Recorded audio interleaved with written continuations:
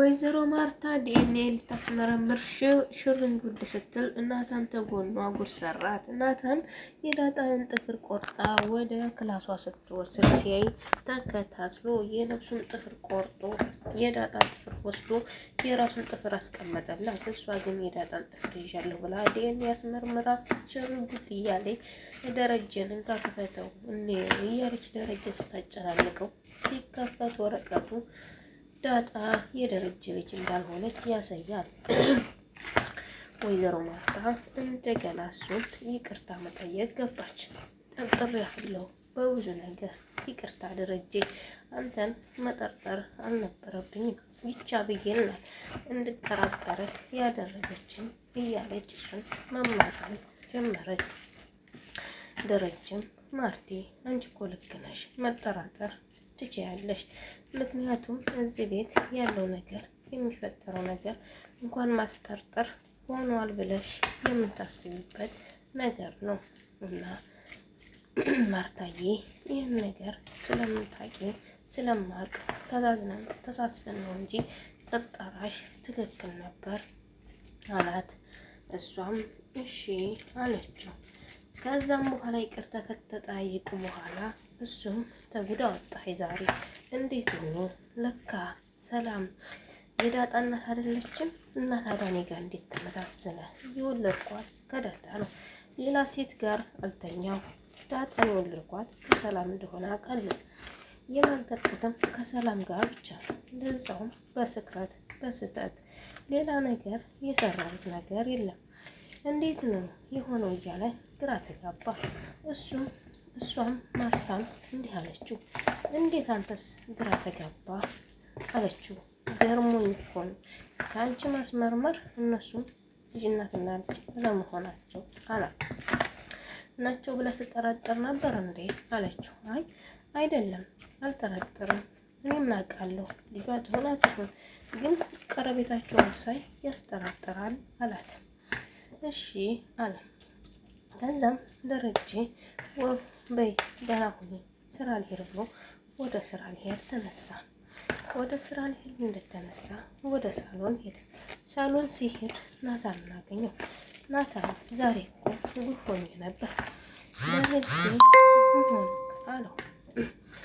እሱም ምን ሲለው ናታን ይኸውልህ ናታን አብጌልን እኮ ሂጂና አስመርመሪ ብላ በጥብጣት ማርታ የዳጣምና የሰላም ጥፍር ይዛ ሄዳ ነበር። ላኪን ግን አንድ አይነት አልሆነም አላ አባዬ እኔ እኮ ነኝ ይህን ነገር ያደረኩት አለው። ምን አለው። እሱም ይህን ነገር ያደረኩት ለአንተ በማሰብና ለዚህ ቤተሰብ በማሰብ ነው አለ። ድንገት ከክላሴ ስወጣ ዳጣን እያስለቀሰች ወይዘሮ ማርታ ጥፍሯን ስትቆረጥ አየሁ። ከዛም ይቺ ሴት ያሰበችዋለና ነው እንጂ እንዴት የዳጣን ጥፍር ትቆርጣለች ብዬ እኔም መከታተል ያስኩ።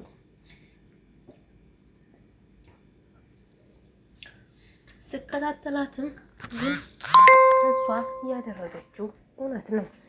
ጥፍሯን ቆርጣ እየሮጠች ወደ ክላሷ ሄደች። ቲሹ ላይ አድርጋ። ዳጣ ግን ይህን ነገር አላስታወለችም። ለምን እንደቆረጠቻት አታስተውልም። እኔም እየተከታተልኩ ሄድኩኝና ያንን ጥፍር ወደዛ ወስጄ የዳጣን ጥፍር የምን ጥፍር አስቀመጥኩላት። እናም እኔ ነኝ ከዚህ ጉድ ያወጣሁ ካለው ደረጀም በጣም ደስተኛ ሆነና ናታንን አመሰገነ።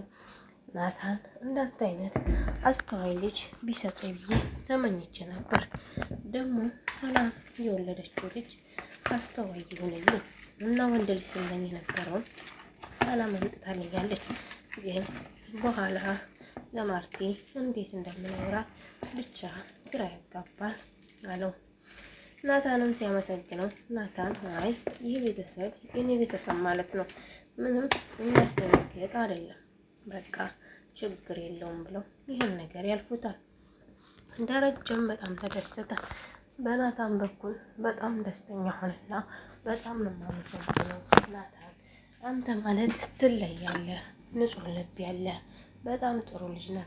የኔ ልጅ ሆነህ ብሆን ብዬ እመኝ ነበር፣ ግን አሁንም የኔ ልጅ እንደሆንክ ይሰማኛል አለው። ዳጣ ይህንን ጉድ አታውቅም። እኔ እንደዚህ እንዳደረኩ ማንም ሰው አያውቅም። ለአንተ ብቻ ነው የነገርኩህ ካባ እያለው እሱም እሺ በቃ ችግር የለውም አለ። አቢጌል ግን ናታንን አልተፋታችውም። ይህን ነገር ከዳጣ ጋር ቆሞ ሲታይሆም እየሮጠች ሄዳ ትጮኻለች። እንደውም ዳጣን አንቃ ልገላል ነበር። ፖሊሶቹ ይመጣሉ ዛሬ። አቢጌል ወደ እስር ቤት የምትሄድበት ቀን እንደሆነ ይሰማኛል እያለ እሱም ሲላል ነበር። አንቺ ምክንያቱም ነገር እየኮረኮርሽ አሁንም ወደ እስር ቤት የመግቢያ እድልሽ እየተስፋፋ ነው።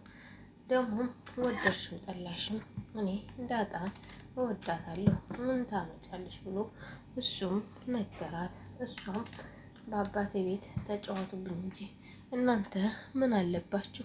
እነሱ ናቸው የለቀቋችሁ ብላ ተናገረች። አቢጌል ስለምትወደው ብቻ ነው ስሜታዊ የምትሆነው። ታዲያ ምን ታድርግ? በቃ ትወደዋለች። ከዚህ በላይ ምን መሆን አለባት? ናታን ደግሞ ከእህትነት ያለፈና የዘለለ ከእሷ ጋር ፍቅር የለውም። እሷ ግን ከእሷ ጋርም ሆነ ከእሱ ጋር ፍቅር እንዲኖር ታደርጋለች። በጣም ያሳዝናል። ቪዲዮን ከወደዳችሁት ላይክ፣ ሸር፣ ሰብስክራይብ አድርጉ። በቀጣይ ቪዲዮ እስከምንገናኝ